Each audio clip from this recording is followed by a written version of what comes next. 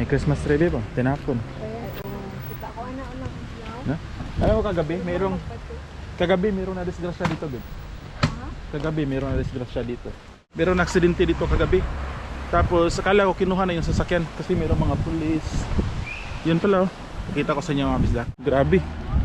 Gian, look at this car. Good. Sirang-sira oh. Grabe. Hadluka ba? Yung mga kanang sa Saudi ba? Kanang madisgrasya. Kabantay ka na ay airbag ni gawas, no? Sa passenger ug asa kan mo gawas ang airbag, no? Yan oh. Dito pala yung airbag mga kabisda ko. Dapat pindot natin sa pinan pero ang airbag is remove ito. So malaking tulong talaga yung ano no, yung airbag ba? Ang airbag ba sa magkala may kalawa. Holden na sasakyan. Sira oh. Grabe. Importante din talaga no na condition yung sasakyan ba, yung airbag dapat functioning talaga. Kasi yun, ayun, malaking tulong yung airbag. Babe, inani mo itong design ko sa ano na sa atong balay no? The same na design sa tinirhan namin dati mga kabisdak. Lain na po ng tiles, mara dangog kayo ang tiles ba? Slide ka diha. Sa ibabaw. Mag-detay gid ka. Ito maganda din to na ano ba no? Building kasi nakaharap sila sa park. Oh, pero di ko ganyan sa design. Murag tubol. So yeah, yung park dyan mga kabisda. Sa yung veranda tanawa ka ng ragson tayo ba? Oo no. So, yan. Andito tayo. Kani siguro Oo, yan the best. natubang yun. Tapos ano pa? Bagong design. Bagong design. Flood zone. Sa Pinas babe, di ba? Sa Pinas marami na nakitira dyan ba? Yung mga homeless ba? Dito naka-ano talaga, naka-fence ba? Para siguradong walang tao na tumira dyan. Pero marami ding ano, homeless dito sa city mga kabisda. Pumunta ka sa city, marami kayong makikita na mga homeless na nasa daan lang natutulog. Alright, so dito na kami mga kabisda. Patayin ko muna. So sa next video na to, makikita natin yung ano, inflatable boat kasi excited na ako ano yung ano, gano'n siya kalaki. For rent bebo. Lipat tayo dyan para kapitbahay na tayo nila ni ano, Sandray. Okay, sige, bababa na si Ron. Sige, sige. Salamat. Okay. Ito na yung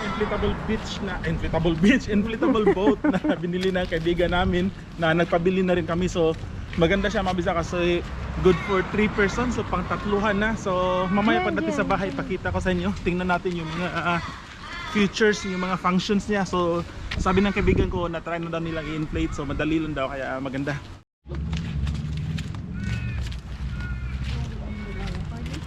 No, for lease no. For rent mga kabista ko. Sobrang luma lang. 3 bedroom house. Magkano kaya to? Di marami kagaya yan sa mga landed na bahay, maraming cockroach ba, no? O tanawang ilawang ba? Daganan ng konhila. Maganda sana yung location niya. The best yung location na ganyan. So yan ulit yung ano mga so, yung na-discrash siya kahapon. Sayang no. Bago pa kayo tanahan di ba no? Kapag igras-igras ba? Guba naman kita no? Malaki na yung gagastusin dyan. Baka yung radiator niyan sira. Marami nang papalitan ba? Bili na lang ng bago. Kung sa Pilipinas mas reasonable na i-fix siya kasi maraming parts doon, mura lang yung labor. Pero dito sa Australia mabisdak yung ganyan, usually mas maganda bibili ka na lang ng bago kasi yung gagastusin mo sa labor pa lang sobrang laki na, mas mahal kasi dito. So yun, dito na kami sa bahay mga bisdak at ito yung ano, inflatable boat. Challenger yung brand, Challenger 3. Maganda siya mga bisdak, pang 3 taong ano, ito times 3. Tapos dito nga sa picture nakita natin adult yung mga model nila. So kaya talaga yung mabigat na tao, no? 320 kilograms yung kaya niya. So yun, maganda naman siya. Ito yung ano niya, dimension niya. So sabi ng kaibigan namin, parang pag kasi sa kanila binuksan na nila pag bubuksan mo daw, parang kasing laki ng sasakyan. So ganoon siya kalaki. So maganda to. Ang maganda nito mga kabisdak, hindi siya nag-occupy ng space ba kasi inflatable lang. Pagkatapos mo gamitin, pwede mo siya i-deflate and then yun, lagay sa sasakyan tapos ilagay mo sa garage kung hindi mo gagamitin. So hopefully pag maganda yung panahon, try natin gamitin to sa beach ngayong weekend, ngayong Sabado. Sa next Sabado kung maganda yung panahon at wala kami ibang lakad.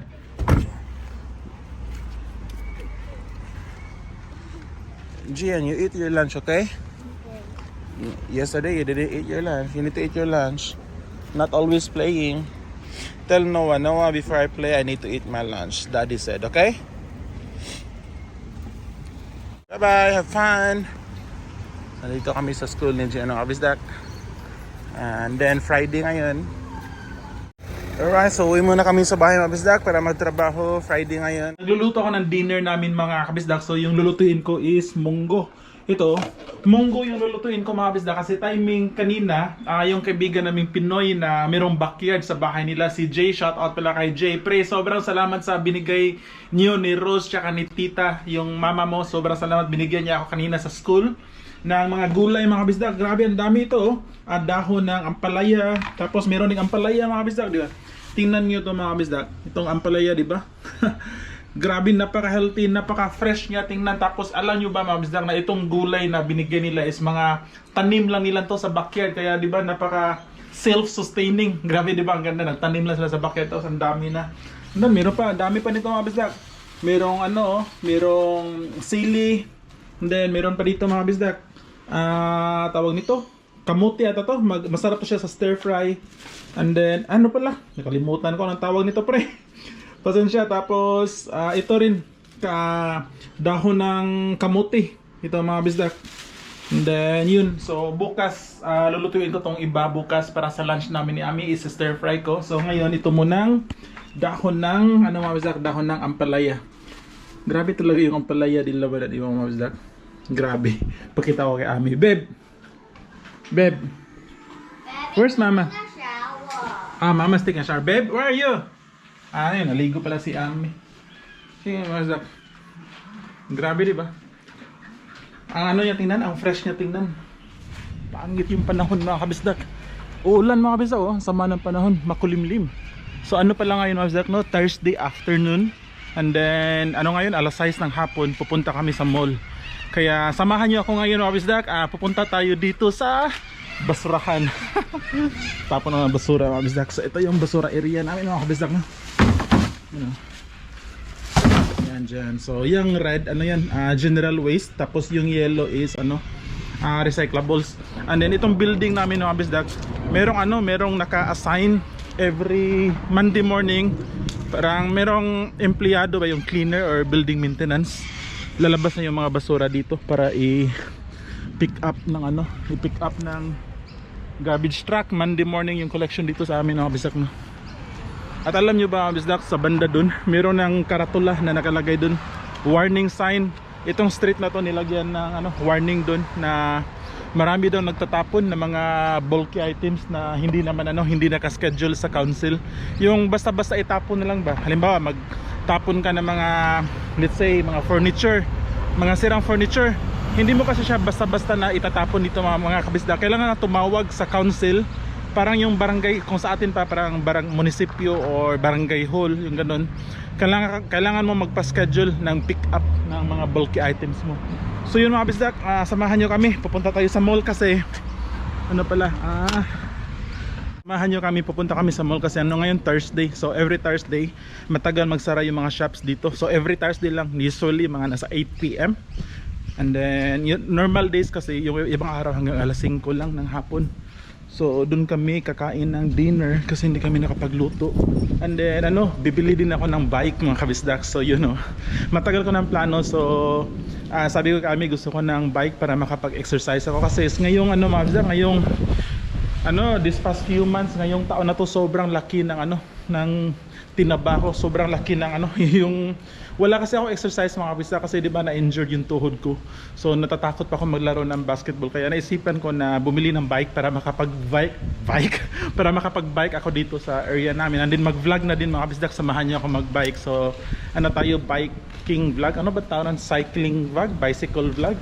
So samahan niyo ako mga kabisdak pag makabili na ako ng bike. And then yung bibilhin kong bike, yung mumurahin lang mga kabisdak, yung nasa $100, yung ganun, yung nasa department store. Kasi ano pa naman, hindi ko talaga hilig, no? Hindi ko hilig yung mag-bike.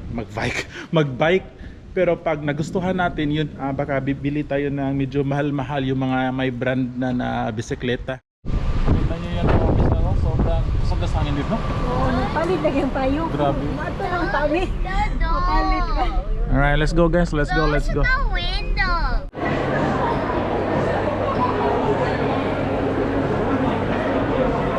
See, you already know how to buy by yourself. Good job.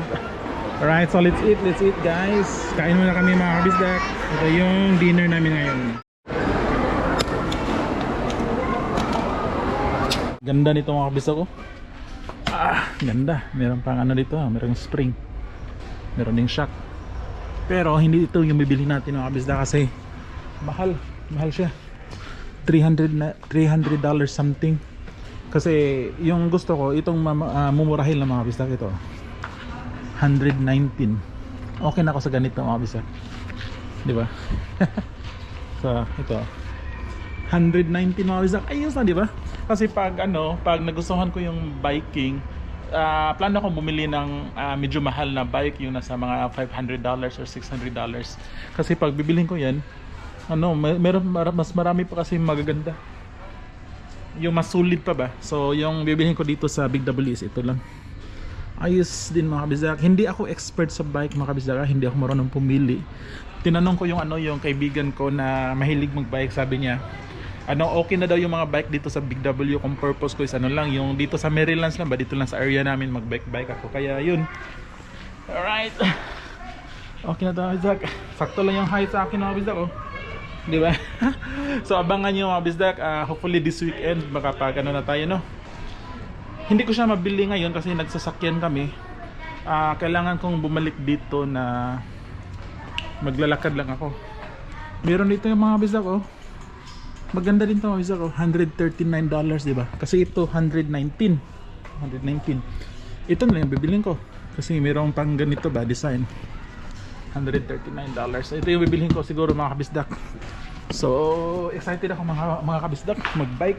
Decided na ako mga kabisdak na yung bibilhin ko is itong model na to. Kasi ano siya, 69 cm or 66 cm. 66 pala, 66 cm. So ganito siya kalaki kasi ito 66 cm dito. So saktong-sakto lang siya sa akin mga kabisdak, no. Ito $119 pero mas maganda to siya mga kabisdak, di ba? You know.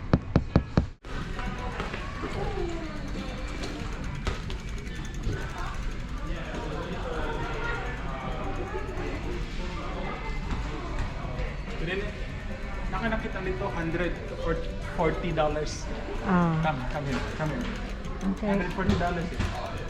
Tagas diyan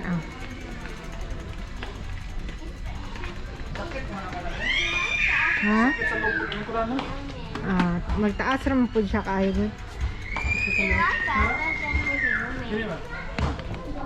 Wala pa naka-assemble. So dito mga kabisdak, meron din sila mga gamit para sa bike, kaya hindi ka talaga problema no kung meron kang bike dito. Kasi ito mga kabisdak, meron silang gulong, pwede ka na bumili dito ng gulong. Ito 66 cm. So yun yung size na bike na bibilhin ko. Meron silang tawag dito sa Tagalog, yung pump ba? Para sa pump. Mahal. And then bibili ako nito mga kabisdak, yung upuan na komportable. Kasi yung bike natin mumurahin lang, kaya kailangan natin ng komportable na upuan. Grabe mga kabisdak. Sobrang bigat, 20 kilos na to or 15 or basta bigat. Yung mga kabisdak, nabili ko na siya mga kabisdak. Yun, so uwi na ako sa bahay mga kabisdak para ma-symbol ko to tonight. So ano pa lang kabisdak, kung hindi kayo nakapag-like naka-follow sa amin sa Facebook, meron kaming Facebook page. Search nyo lang sa Facebook Bisdak Uzi. Kasi mamayang gabi, mamaya pag uwi ko sa bahay, i-assemble ko siya, tapos magla-live ako sa Facebook. So kwentuhan tayo dun sa Facebook mga kabisdak.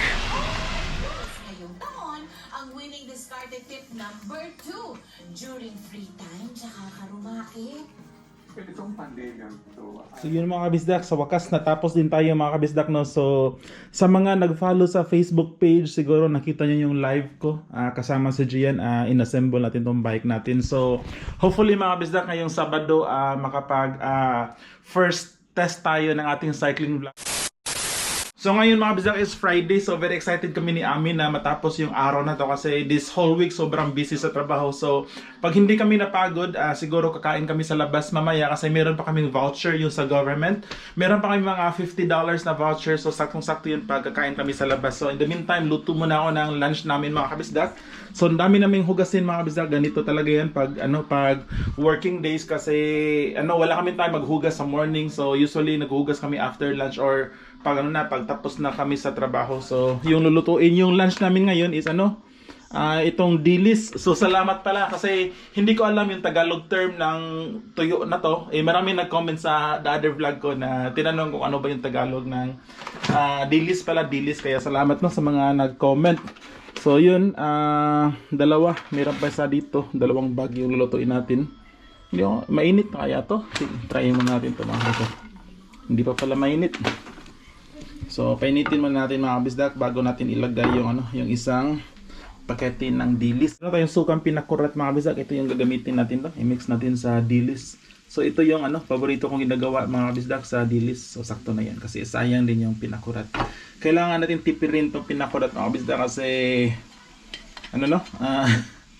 isa sa paborito ko to.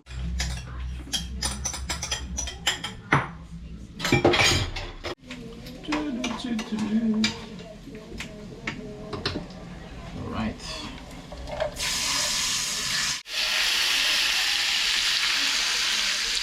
So mga kabisdak, so ito yung paborito kong ginagawa sa dilis mga kabisdak. Pinakurat at dapat marami sana itong onions mga kabisdak. Konti na lang yung onions namin na yun, konti na lang. Kaya okay na to siya mga kabisdak. So yun, ito lang yung ulam namin mga kabisdak. Tuyo na dilis at meron kaming itlog maalat.